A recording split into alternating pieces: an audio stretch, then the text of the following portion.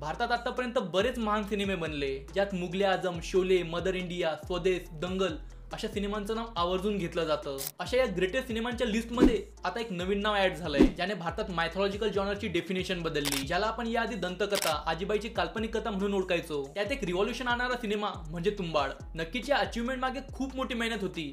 तर अशा टॉपिक वरती मी 12 अननोन फॅक्ट्स तयार केलेत, जे एकदम फ्रेश आहेत। तर चला बघूया। जवळपास 2 दशक ही कथा इकडे तिकडे फिरत राहिली, तेव्हा कुठे जाऊन पडद्यावर आली। इनिशियली याला बऱ्याच लोकांनी बनवण्याचा प्रयत्न केला, ज्यामध्ये अनुराग कश्यप यांचं नाव पण शामिल आहे। ही कथा पडद्यावर येण्याआधी राही अनिल बर्वे यांच्या संघर्षाचा काळ खूप मोठा होता। ही कथा ऐकल्यावर सर्वांना चित्तवेधक वाटायची, पण याला व्यवसायिक यश मिळेल की नाही याबद्दल कुणी शुअर नव्हतं। सोहम यांना आपण तुंबाड पासून ओळखतो, पण ते गेल्या 25 वर्षांपासून इंडस्ट्रीमध्ये काम करतायत। संजय दत्त, जुही चावला यांच्या 1999 मध्ये आलेल्या सफारीसाठी त्यांनी पब्लिसिटी डिझायनरचं काम केलं होतं। याचबरोबर ते कभी खुशी कभी गमचे असिस्टंट डायरेक्टर सुद्धा होते आणि हर दिल जो प्यार करेगा, आवारा पागल दीवाना अशा सिनेमांसाठी पण त्यांनी पब्लिसिटी डिझायनरचं काम केलंय। सोहम यांचा तुंबाडमध्ये ॲज अ लीड ऍक्टर म्हणून कास्ट होण्यामागचा किस्सा असा की 2012 मध्ये आलेल्या शिप ऑफ थेसिस मध्ये त्यांनी काम केलं होतं, जे राही यांनी बघितलं आणि त्यांना असं वाटलं की ते तुंबाड मधील विनायक रावाच्या भूमिकेत फिट बसू शकतात। मग त्यांनी सोहम यांना विचारलं असता त्यांनी लगेच होकार दर्शवला आणि त्यांना स्टोरी पण खूप आवडली होती।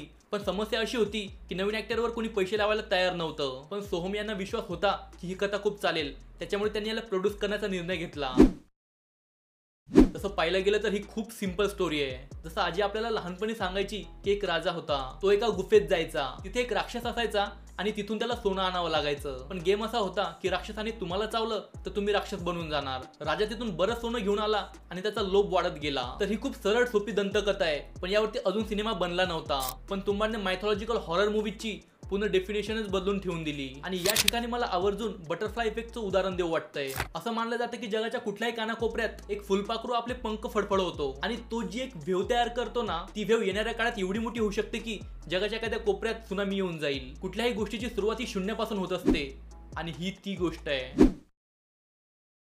आता जो हस्तर आपल्याला सिनेमात दिसतोय तो फायनल होण्याआधी वेगवेगळे प्रयोग केले गेले होते। प्री प्रोडक्शन सुरू असताना मेकर्सला असं वाटत होतं की आपण प्रोस्थेटिक मध्ये असं काही क्रॅक करून घेऊया की जेणेकरून आपल्याला व्हीएफएक्स ची गरज पडणार नाही। तर त्यांनी प्रोस्थेटिक डिझाईन तयार करून हस्तरचा सूट बनवला आणि त्याला एक माणूस परफॉर्म करायचा।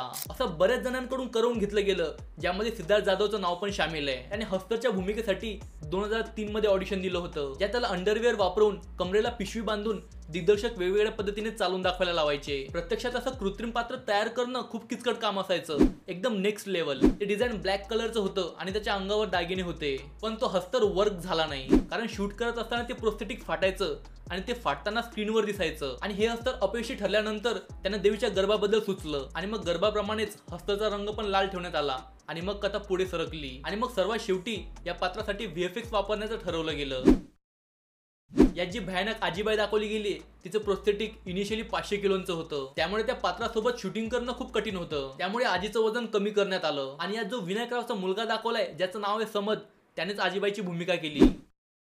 या कथेला डेव्हलप व्हायला बराच टाइम लागला, हा आपल्याला एक मायनस पॉईंट वाटू शकतो, पण उलट याच गोष्टीने याला मास्टरपीस बनवण्यासाठी महत्त्वपूर्ण योगदान दिलंय। स्टोरी डिले होत गेल्यामुळे लेखक, दिग्दर्शक आणि सिनेमातील लोकांना वेगवेगळ्या प्रकारच्या गोष्टी सुचायला लागल्या। इथे उदाहरण देऊ वाटते जगातील नंबर 1 वेब सिरीज ब्रेकिंग बॅडचं। त्याचा सीझन 1 डेव्हलपिंग स्टेजवर असताना रायटर्स गिल्ड ऑफ अमेरिका या रायटर संघटनेने 5 नोव्हेंबर 2007 ते 12 नोव्हेंबर 2008 पर्यंत आंदोलन केलं। त्यामुळे ब्रेकिंग बॅडच्या मेकर्सला स्टोरी इम्प्रोवाइज करायला बराच वेळ मिळाला। जसं की जेसी पिंकमॅनचं कॅरेक्टर फर्स्ट सीझन मध्येच मारलं जाणार होतं, पण आंदोलन दरम्यान विन्स गिलिगनने ठरवलं की याला ठेवूया। आणि त्यानंतर सर्वांना माहितीये वॉल्टर व्हाईट नंतर जर कुठलं फेवरेट कॅरेक्टर लोकांचं असेल तर ते जेसी पिंकमॅन आहे। तुंबाड सोबत पण असंच काहीसं झालं, त्याला पण स्वतःला इम्प्रोवाइज करायला बराच वेळ देता आला।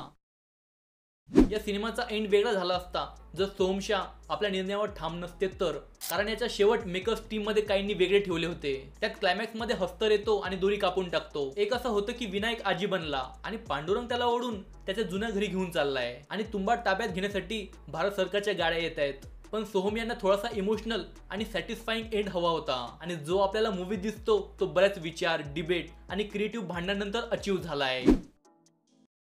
याचं व्हीएफएक्स स्वीडन मधून केलं गेलं, बॅकग्राऊंड अमेरिकेतून झालंय, set design, costume design, cinematography याच्यावरती प्रचंड मेहनत झाली आहे। त्यामुळे याच्या मेकर्सला विश्वास होता की हे वाया जाणार नाही। त्यांना खात्री होती की ही कथा लोकांना खूप आवडेल आणि भारताच्या टॉप 10 ग्रेटेस्ट मूवीजच्या लिस्टमध्ये याचं नाव असेल आणि तसं झालं सुद्धा. भले रिलीजच्या वेळेस तो जास्त लोकांपर्यंत पोहोचला नाही, पण आज तो मायथॉलॉजिकल कॅटेगरीचा पायोनियर म्हणून ओळखला जातो. हा सिनेमा एवढा सक्सेसफुल झालाय तर मग याला पुन्हा रिलीज का करण्यात येत आहे असा प्रश्न एका इंटरव्ह्यू मध्ये विचारला गेला असताना सोहम शाह याबद्दल म्हणाले की त्यांच्या सिनेमासोबत जस्टिस झालं नाही. हा जास्तीत जास्त लोकांपर्यंत पोहोचायला हवा होता, पण तसं झालं नाही. तर आमचा हक्क जो आम्ही त्यावेळेस मिळवू शकलो नाही तो आम्ही आता मिळवणार. ज्या पॅशनने आम्ही सिनेमा बनवलाय त्या लेवलचं प्रेम पण भेटायला हवं असं त्यांनी म्हटलं. याची स्टोरी नेमकी कुठून आली याबद्दल सांगायचं म्हटलं तर सिनेमाचं टायटल श्रीपाद नारायण पेंडसे यांच्या तुंबाडचे खोत या कादंबरीतून घेतलंय. आणि नारायण धारप जे मराठीतील प्रसिद्ध लेखक होते त्यांच्याकडे तुंबाड मधील पात्रांच्या 2-3 बेसिक स्टोरी होत्या. त्या सर्वांना कंबाईन करून राही यांनी एक स्क्रिप्ट तयार केली. तसं नारायण धारप यांच्या लेखनाबद्दल बोलायचं झालं तर त्यांनी तुंबाड सारख्या बऱ्याच सिमिलर टॉपिकवर लिखाण केलंय. हे तुम्हाला त्यांच्या पुस्तकांचं टायटल आणि चित्रांवरून समजून जाईल. आणि या सर्व कलेक्शनचे राईट्स सोहम शाह यांनी विकत घेतले. त्या कादंबरीमध्ये 250 शॉर्ट फिल्म आणि काही कादंबरी आहेत. त्या कलेक्शन मध्ये 250 शॉर्ट फिल्म आणि काही कादंबरी आहेत. तुंबाडच्या फ्युचर बद्दल बोलायचं झालं तर याची स्टोरी तुंबाड रिलीजच्या 6 वर्षानंतर आता कुठे लॉक झाली आहे, जो की याचा सिक्वल असेल. पहिले ग्रीडीनेस होतं, आता इमॉर्टल आहे, म्हणजेच अमरत्व. यात विनायकचा मुलगा पांडुरंग लीड प्ले करेल. फिर तब तक आणि याचा तिसरा भाग प्रिक्वल असणार. अशा प्रकारे याची ट्रिओलॉजी कंप्लीट होईल. याची ट्रिओलॉजी बनवणं मेकरच्या डोक्यात पहिल्यापासून होतं, पण तुंबाड हिट झाल्याच्या नंतर राही यांना मुलाखतीत विचारलं असता ते असं म्हणाले की नाही आता तुंबाडचे दरवाजे तर बंद झाले, आता ते कधीच उघडणार नाहीत. हे बघून मला अँड्रू गारफील्डची आठवण झाली. तो पण असंच मुलाखतीत म्हणत होता की मी नो वेव्ह मध्ये नाहीये.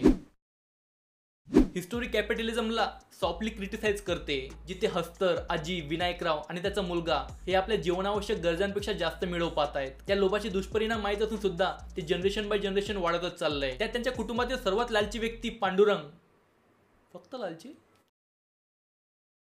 ज्याला त्याचा बाप मरताना लोभ न करण्याची शिकवण देऊन गेला, पण तो खूप हुशार आहे आणि सिक्वल मध्ये त्याच्याच भोवती इमॉर्टलची स्टोरी फिरणार आहे. तर मेकर्सने जो बेंचमार्क एवढा हाय सेट करून ठेवलाय त्याला ते मॅच करू शकतील का हे बघण्यासारखं राहील. बस यावेळेस पण 6 वर्ष लावू नका म्हणजे झालं. बाकी याबद्दल तुमचं काय मत आहे हे मला कमेंट करून नक्की सांगा. याचबरोबर मी मानवत मर्डर्स आणि बोंबिलवाडीवर व्हिडिओ बनवलाय जो तुम्ही इथे क्लिक करून बघू शकता. बाकी व्हिडिओ आवडला तर लाईक, शेअर आणि सबस्क्राईब करा आणि बघत राहा द मराठी शो. भेटूया आपण लवकरच. जय हिंद, वंदे मातरम.